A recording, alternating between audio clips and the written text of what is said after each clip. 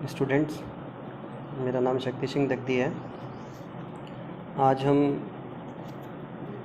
E304 electrical design and drawing में chapter जो है अपना पैनल वायरिंग डायग्राम वो डिस्कस करेंगे। पैनल वायरिंग डायग्राम जो चैप्टर है अपने पास, उसमें कुछ क्वेश्चंस हैं जिसमें पैनल वायरिंग ड्रॉ करनी होती है अपन को। तो हम एक एक करके वन बाय वन कैसे ड्राइंग करनी है, किन किन चीज़ों को ध्यान रखना है, कौन से इंस्ट्रूमेंट यूज़ लेने हैं, ये सब अपन को इस लेक्चर में, वीडियो लेक्चर में आपको बताऊंगा। तो सबसे इम्पोर्टेंट पहली चीज़ जो है वो हम क्वेश्चन देखते हैं कि क्वेश्चन क्या है हमारा। क्वेश्चन ये है, draw the panel wiring diagram of parallel operation of two same alternator. मतलब हमें दो सेम अल्टरनेटर को पैरेलल में कैसे कनेक्ट करना है, उसका पैनल वायरिंग डायग्राम अपन को बनाना है। और उसका डिस्क्रिप्शन क्या है? There description is 415 volt, 415 volt, 3 phase, 50 hertz, 5 kVA।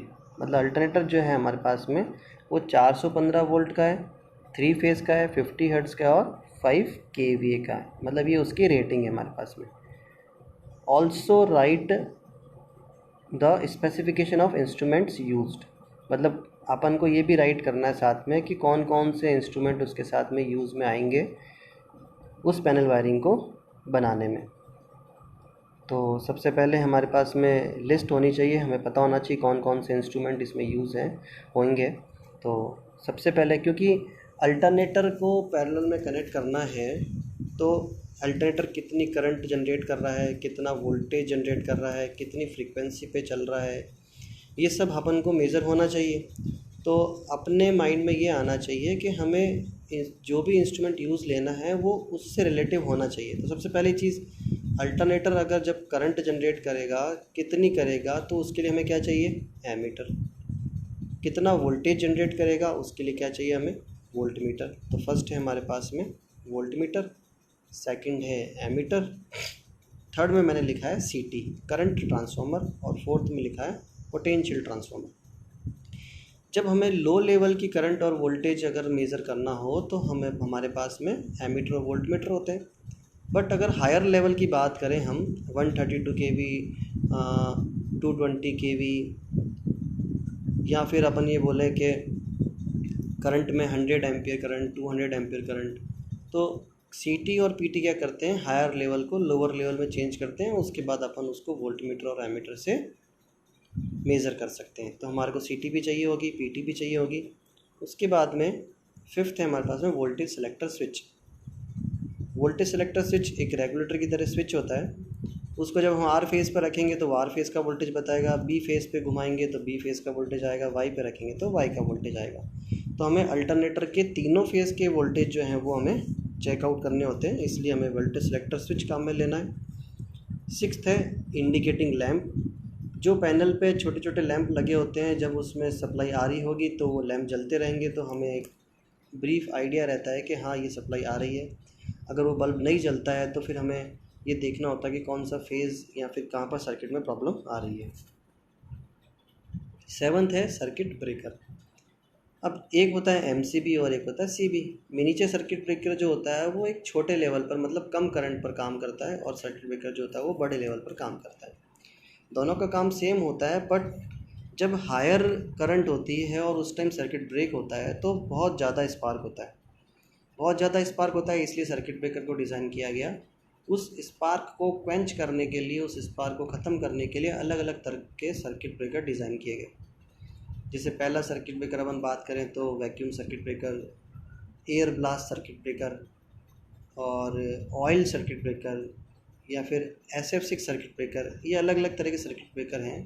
तो प्रेजेंट में अगर अभी मोस्टली जो यूज़ किया जाता है सर्किट ब्रेकर, क्योंकि वैक्यूम, एयर ब्लास्ट और ऑयल ये सारे मतलब पुराने हो चुके हैं, अब अपन को जो यूज़ में लिया जाता है वो होता है sulphur hexafluoride SF6 circuit breaker.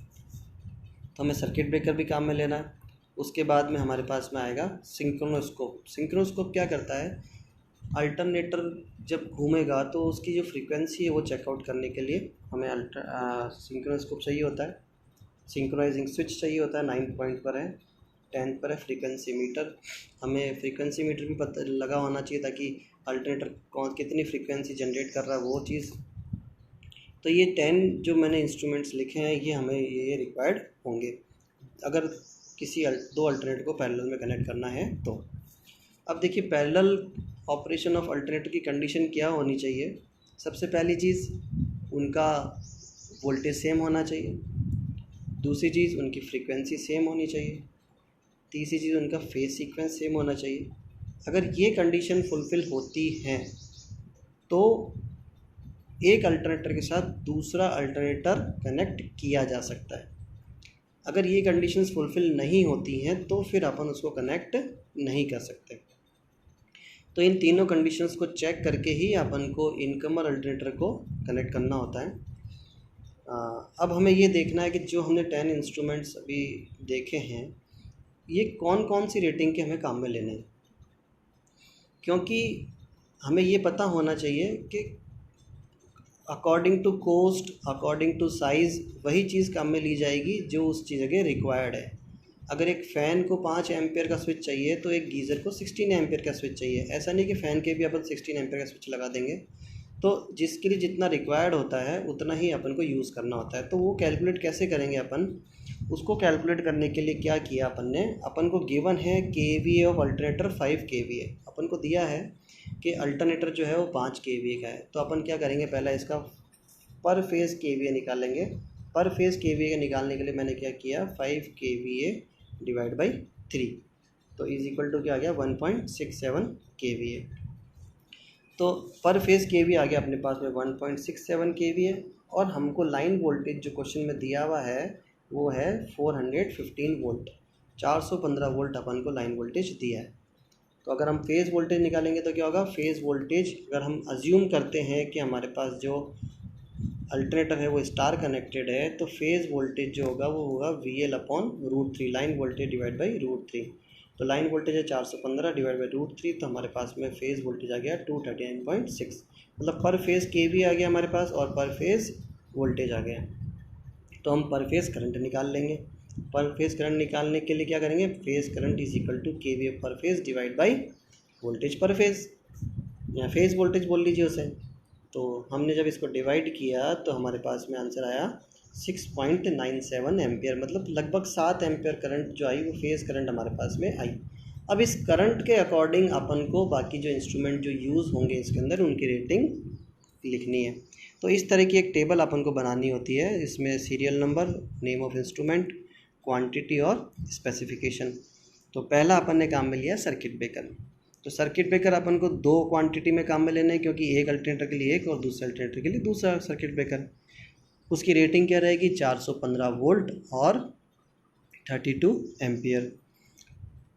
32 ampere क्यों है, क्योंकि अगर हम देखें 7 एम्पियर हमारे पास में फेज़ करंट आई है तो अप्रॉक्सीमेटली 2 to 2.5 टाइम्स उस सर्किट ब्रेकर की करंट की रेटिंग होनी चाहिए, उससे डबल या उससे 2.5 गुना।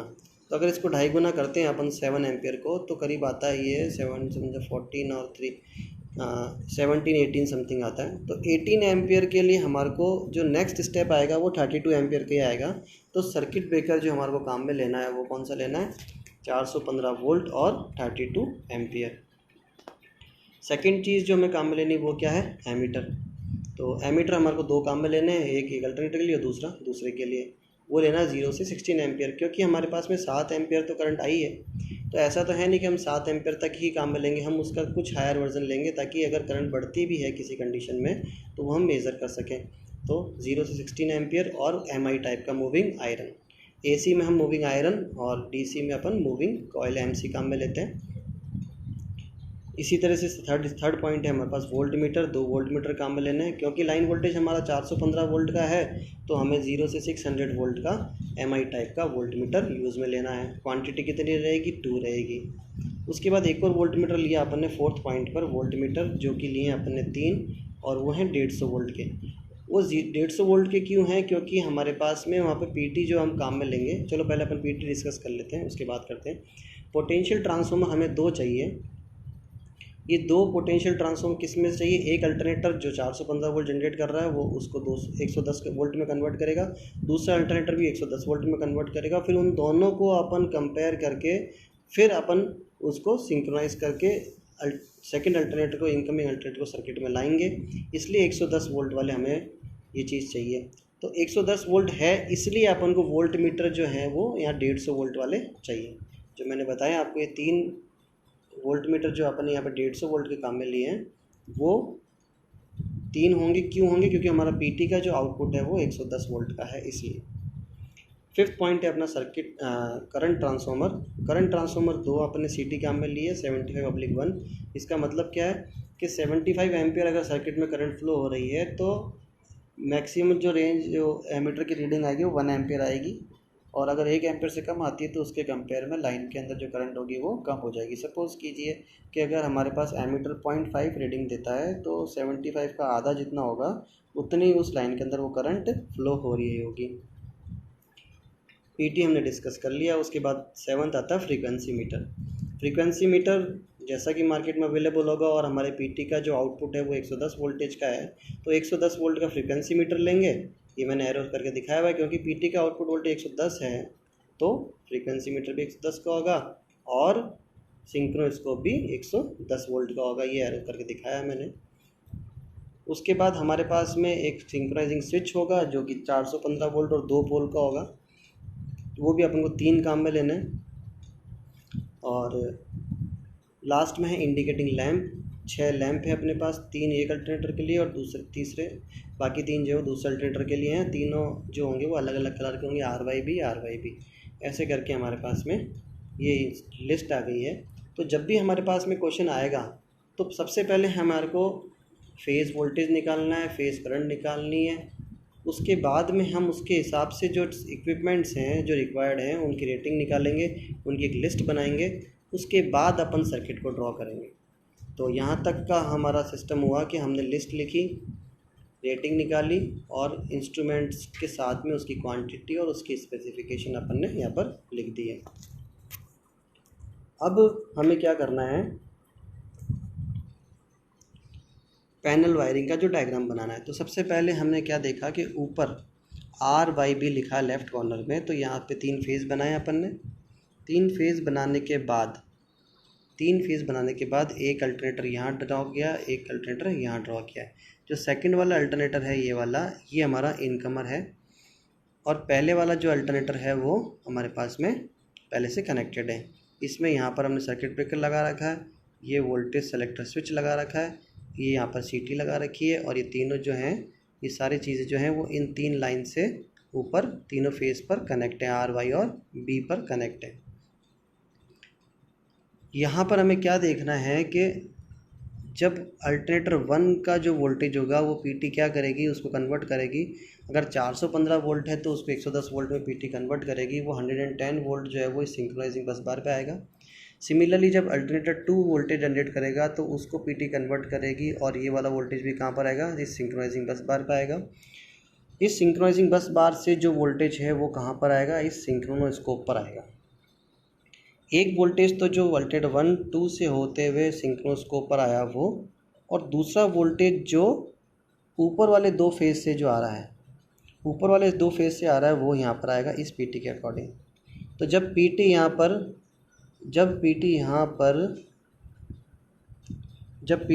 पर तो हम डिस्कस कर रहे थे कि जब दोनों तरफ से हमारे पास में वोल्टेज आएगा, उन दोनों को सिंक्रोनोस्कोप पे मेज़र होगा, कंपेयर होगा। उसके बाद जब सिंक्रोनोस्कोप की रीडिंग सेंटर में आ जाएगी तब हमें ये पता होगा कि दोनों अल्टरनेटर जो है वो सेम फ्रीक्वेंसी जनरेट कर रहे हैं। जब हम क्लियर होंगे दोनों अल्टरनेटर का वोल्टेज सेम है, दोनों की फ्रीक्वेंसी सेम है, तब जाके हमारा जो इनकमिंग जो अल्टरनेटर है, ये लिखा हमने इनकमिंग अल्टरनेटर, तब इनकमिंग अल्टरनेटर का सर्किट ब्रेकर ऑन होगा और ये सर्किट यहाँ से मेक हो जाएगा, ये सर्किट यहाँ से कनेक्ट हो जाएगा। कनेक्ट होगा तब जाके हमारे पास में बस बार पर 1 और 2 पैरेलल में कनेक्ट हो जाएंगे। जैसे ही दोनों कनेक्ट होंगे उसके बाद में ये सिस्टम स्टार्ट हो जाएगा। तो यहाँ पर देखना क्या क्या है, हमने इसमें इंडिकेटिंग लैंप भी लिए हैं। इंडिकेटिंग लैंप R, Y और B है। वोल्टेज सेलेक्टर स्विच हैं, दोनों के अंदर दो हैं, इसलिए आप टेबल में देख सकते हैं कि दोनों टेबल में दो हमने यूज़ में लिए। और PT हमने 3 काम में लिए, 1, 2 और ये 3, ये 3 PT हमने काम में लिए। तो इस तरह से हम इसकी वायरिंग ड्रॉ कर सकते हैं। तो एग्ज़ाम में अगर ऐसा कुछ आता है तो हमें इसी तरह से अच्छे से डिज़ाइन करना है, इसको अच्छे से ड्रॉ करना है, एक एक चीज़ को लिखना है और उसकी रेटिंग भी इस वायरिंग डायग्राम में लिखनी है।